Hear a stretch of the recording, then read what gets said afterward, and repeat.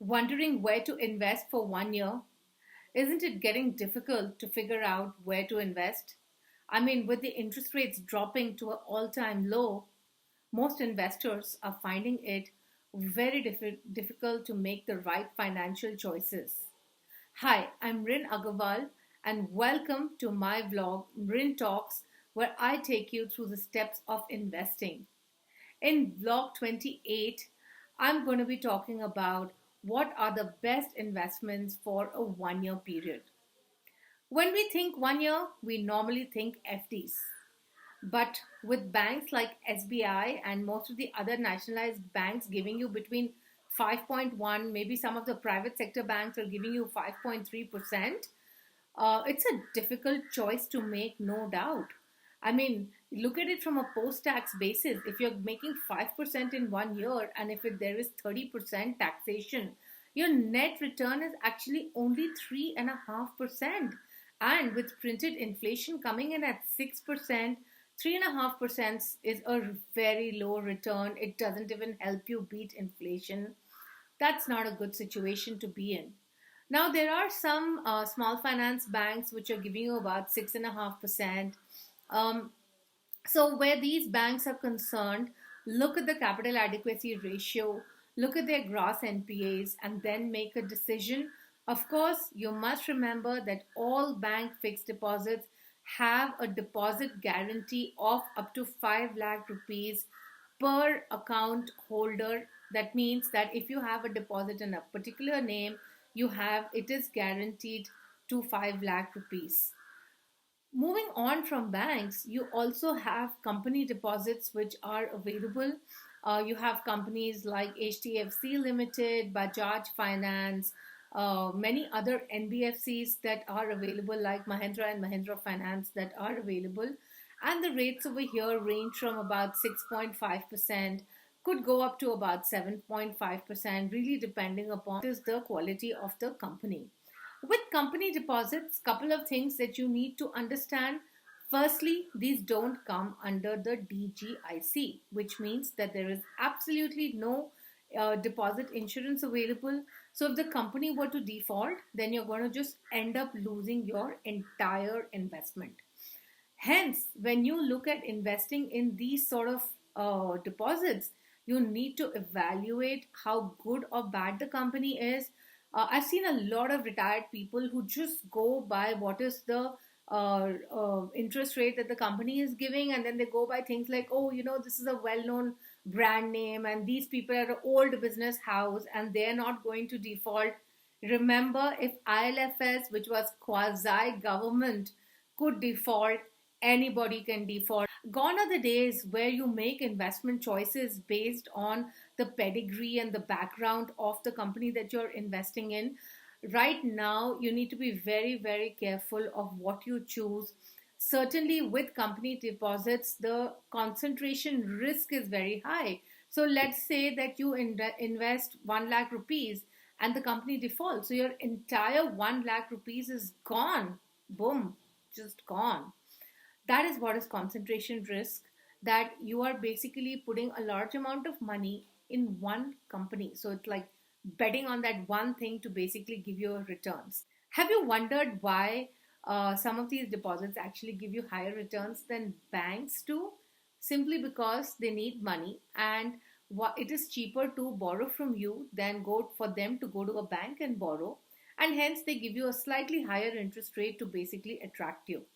You also have term deposits from the post office. Of course, any investment that you make with the post office has got a sovereign guarantee. So it means that it is completely insured. And to that extent, or even over a bank deposit, I would think that a post office deposit is better because currently it's giving you 5.5% per annum.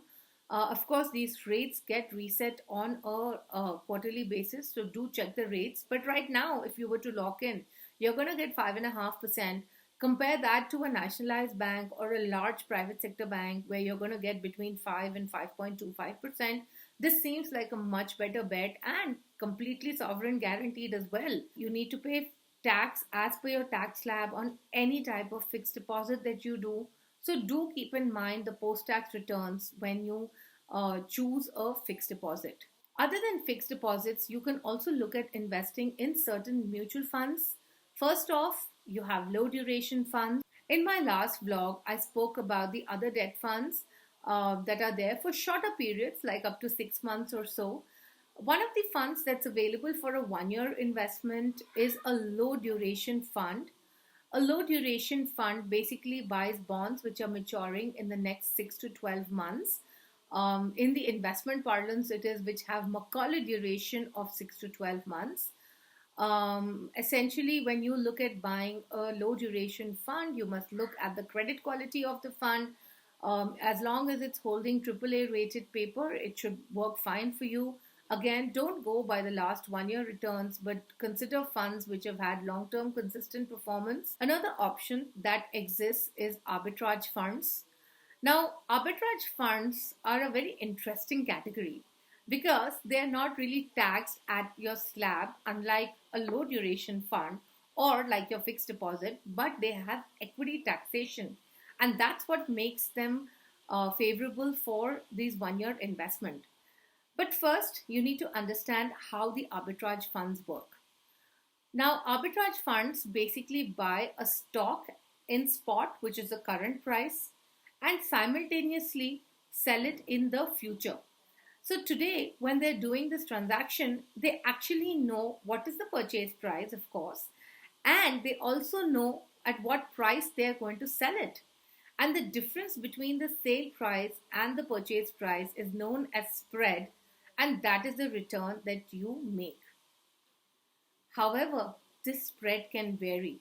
So historically, the spread has been around 0.5 to 0.6%. Can you guess what the spread has been in the last couple of months? It's been between minus zero point 0.1 to minus 0.2%. Yes, it has actually gone negative. Now, this can happen very easily with arbitrage funds where the spreads go negative for a couple of months.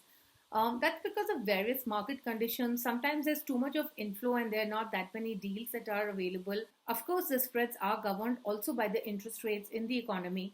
And as we are seeing, the shorter term interest rates have been falling a lot.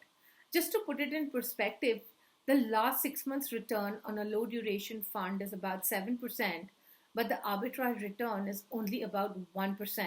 But when we look at it on a longer term basis, like 1 year, I find that the low duration funds have given a slightly higher return than what arbitrage funds have given.